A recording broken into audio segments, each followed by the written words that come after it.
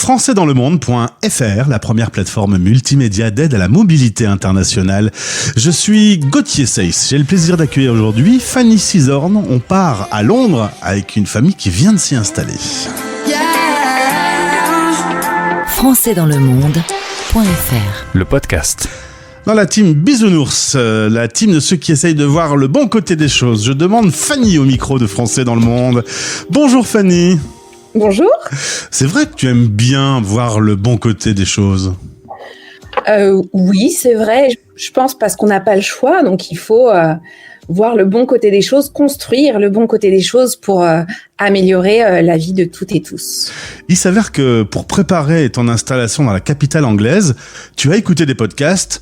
Forcément, tu t'es retrouvé à écouter des podcasts de françaisdanslemonde.fr.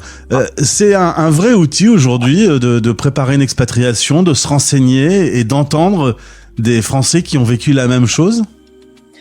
Indéniablement, il y a quelques années, ça devait être quelque chose de se renseigner pour partir à l'étranger. Et c'est vrai que maintenant, nous avons cette chance d'avoir Internet. Donc oui, j'ai regardé de nombreux sites Internet, j'ai écouté des podcasts, j'ai fait des calls avec des Français et Françaises installés à Londres. Donc oui, merci pour ce podcast parce que ça a été un outil indispensable pour comprendre les mécanismes de l'expatriation. Et bien maintenant, la boucle est bouclée. Tu es dans le podcast et c'est toi qui réponds à mes questions. Tu vas justement nous parler d'une installation à Londres en 2023. Ça s'est passé en août 2023. La petite histoire fait que tu es né en Normandie d'un papa marseillais et d'une maman marseillaise et d'un papa breton. J'ai failli me tromper. Les études se poursuivent à 20 ans à Lyon, puis Paris à la Sorbonne. La France, c'est bien. On a des belles villes. Pourquoi avoir décidé de quitter ta France natale ? Alors j'adore la France, un pays bouillonnant d'idées, d'envies et de débats, mais toujours cette envie d'apprendre de différentes façons et notamment d'apprendre en rencontrant des gens différents. Et donc il y avait cette envie de vivre à Londres, qui est une ville voisine de Paris, au final en train plus proche que Marseille, qui est une autre ville que j'aime passionnément. Et donc cette envie effectivement de vivre à Londres depuis une envie partagée avec mon compagnon et mes filles depuis quelques années. Faut dire que vous aviez déjà à 25 ans eu l'occasion avec ton compagnon de vivre une année complète en Australie. Alors là, pour le coup, c'était loin. Mais déjà, cette culture anglo-saxonne, cette découverte de l'autre, ça aurait pu être l'Australie ou franchement, là, c'était vraiment trop loin ? J'adore l'Australie. Après, j'ai de plus en plus une conviction écologique très forte, et donc les allers-retours en avion avaient un bilan carbone beaucoup trop élevé, et donc aussi envie de découvrir autre chose. Donc Londres en Eurostar, c'est très bien.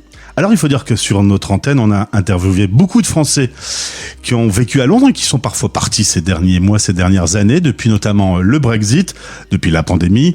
Vous avez fait le chemin inverse, vous vous y êtes installé donc l'été passé.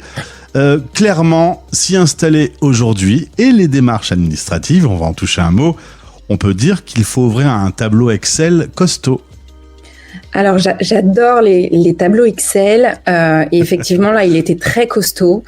C'est quelque chose dont on parle peu au final sur les conséquences du Brexit. Il y a des vraies conséquences sur la vie des gens ici, il y a des conséquences sur la vie économique du pays, mais il y a des conséquences évidemment sur les Européens qui souhaitaient venir s'installer à Londres, ou tout simplement faire du tourisme parce que maintenant le passeport est obligatoire.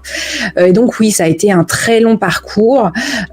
6 mois d'organisation est bien nécessaire pour avoir le visa, faire le test d'anglais, trouver un logement qui est un véritable parcours du combattant à Londres, avec des prix mirobolants, faire des inscriptions dans les écoles avec des files d'attente qui se sont raccourcies avec le Brexit parce que de nombreuses familles françaises, je pense, sont parties.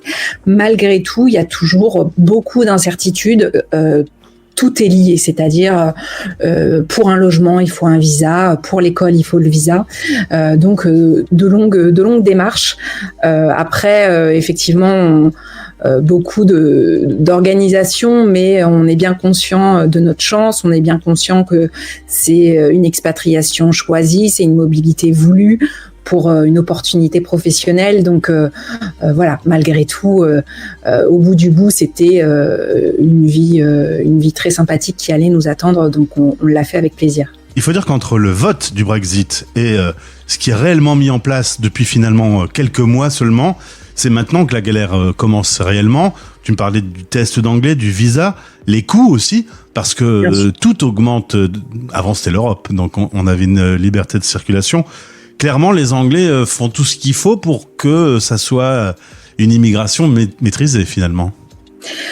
Oui, mais maîtrisée, mais au final, ça ne fonctionne pas. Et toutes les analyses montrent que il y a, en tout cas, l'immigration n'est pas plus ou moins maîtrisée.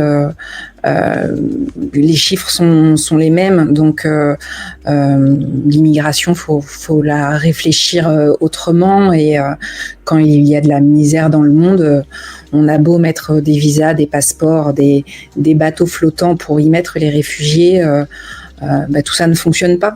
Donc, si c'était simplement pour l'immigration, en tout cas, c'est pas une solution. Si c'était soi-disant pour protéger de l'économie de l'Europe, ça ne fonctionne pas non plus. Il y a eu un rapport très récemment du maire de Londres qui montre les conséquences du Brexit sur l'économie londonienne. Donc bon, je pense que les conservateurs, et d'ailleurs ils sont bien mal lotis dans les sondages, les objectifs visés ne sont pas atteints. Après c'est aux électeurs anglais d'en juger, bien sûr. Ça fait juste un tableau Excel un peu plus compliqué.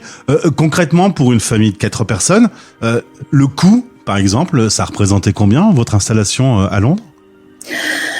Ça, je peux pas vous dire parce que comme c'est une expatriation qui est accompagnée par l'employeur de mon compagnon. Ouais. En tout cas, ce que je peux vous dire, c'est qu'il y a le coût du déménagement. Un déménagement lambda, on est déjà tous bien stressés, donc à l'étranger, c'est énorme. Les frais de scolarité des écoles françaises, et puis le coût de la vie est aussi plus élevé. Ouais. Et le coût du logement. Moi, c'est vraiment, s'il y a une chose qui m'a vraiment marqué en arrivant à Londres, c'est le coût du logement, parce que déjà quand on vit en région parisienne, on se dit mais où va-t-on ?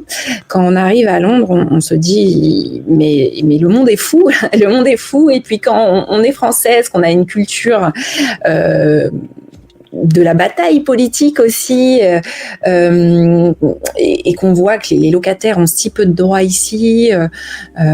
Tous les ans, les contrats de location sont renégociables, les augmentations de loyer ne sont pas encadrées par la loi. Bon voilà, c'est quand même c'est un pays anglo-saxon avec ses qualités et ses défauts. Et c'est vrai que sur le logement, la vie est dure pour les Londoniens qui ont une vie plus délicate que la mienne, en tout cas, ouais. Vous avez décidé de vous installer dans quel quartier ? Alors, on est au-dessus de Camden, donc c'est un quartier qui se veut populaire, en tout cas plus populaire que le centre-ville. On avait cette envie d'être connecté à des quartiers qui vivent, à des quartiers où sont installées des familles, pour retrouver ce qu'on a quitté. On habitait une ville de banlieue parisienne qui s'appelle Ivry-sur-Seine, qui est une ville que j'aime énormément. Et on avait cette envie de retrouver un multiculturalisme, une vie de quartier, et on s'y plaît. Côté professionnel, tu as travaillé 15 ans avec des collectivités territoriales. Depuis quelques années, tu travailles au sein de l'agence Jarod, qui travaille sur tout ce qui est influence, stratégie de communication. Concrètement, le réseau, tu sais ce que c'est. Quand tu es arrivé à Londres, tu n'en avais pas. Tu m'as dit que, par exemple, tu avais poussé la porte de Londres Accueil, qui fait partie du réseau FIAF, qui est partenaire avec Français dans le monde. Il y a utilité assez vite à se retrouver son réseau pour pour son quotidien, pour sa santé mentale, pour voir des gens et parler?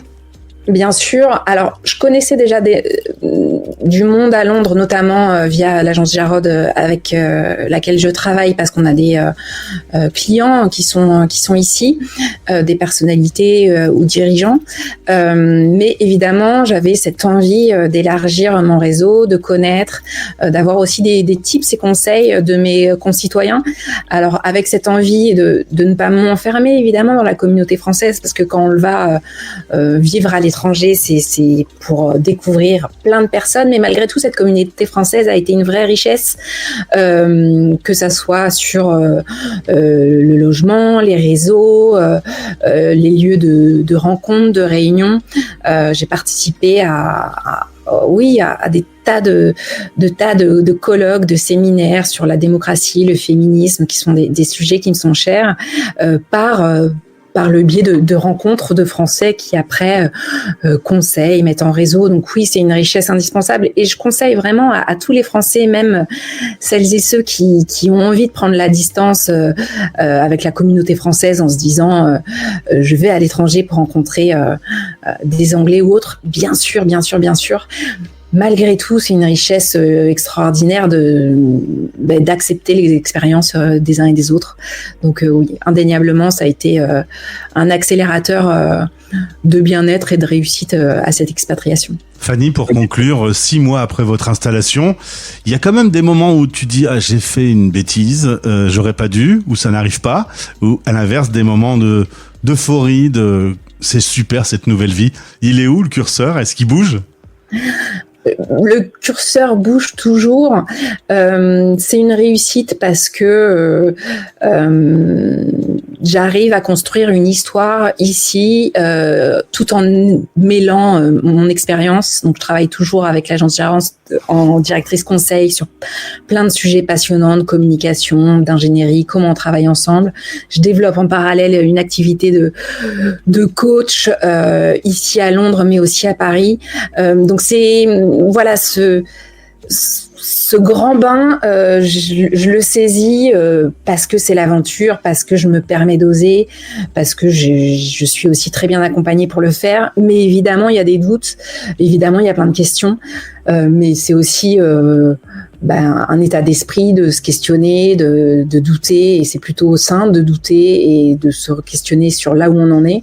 Mais le fait d'avoir des collègues, le fait d'avoir des amis, le fait d'avoir un réseau solidaire fait que on trouve des réponses à nos questions. Et puis, je mets aussi à cœur d'avoir un engagement local et engagé et militant. Donc, je donne aussi de mon temps à l'association Oxfam dans mon quartier, avec cette volonté de me connecter du coup à ce pays, de construire une histoire avec ce pays et cette ville. Voilà, penser global et agir local, c'est quelque chose que j'aime bien mettre en pratique dans mon travail, mais aussi dans ma vie de tous les jours. Et le bon côté des choses et la team Bisounours est donc respectée. Merci Fanny pour ce témoignage. Et si tu cherches une bonne baguette française, j'ai interviewé la famille Puget qui s'est installée et qui vient des Vosges et qui a ouvert sa boulangerie à Londres il y a peu de temps. Parce que le pain mou anglais, on peut quand même reconnaître que là ils ont un peu de retard avec le nôtre quand même. Non, ça te gêne pas le pain mou? Eh bien, je m'y fais, mais c'est vrai que j'ai plaisir à manger la fameuse baguette quand je reviens en France, mais après, il y a malgré tout plein de bonnes choses. Les Français me posent toujours la question, c'est la première question qui vient quand je vais en France, est-ce que tu manges bien? Donc, on voit quand même qu'il y a une appétence pour la nourriture pour nos collègues français, mais oui, je rassure tout le monde, on peut manger bien à Londres, et j'ai pas encore tenté la gelée, mais promis, ça sera fait prochainement. Eh bien, tu me raconteras. Merci pour ce témoignage. On te retrouvera dans quelques mois pour voir justement comment cette installation se passe. Merci et bon courage pour ton activité. Je rappelle que tu es donc coach dans tout ce qui concerne le faire ensemble pour les dirigeants. C'est Fanny Cisor Conseil. Belle journée et bon thé du coup. Merci beaucoup. Français dans le monde.fr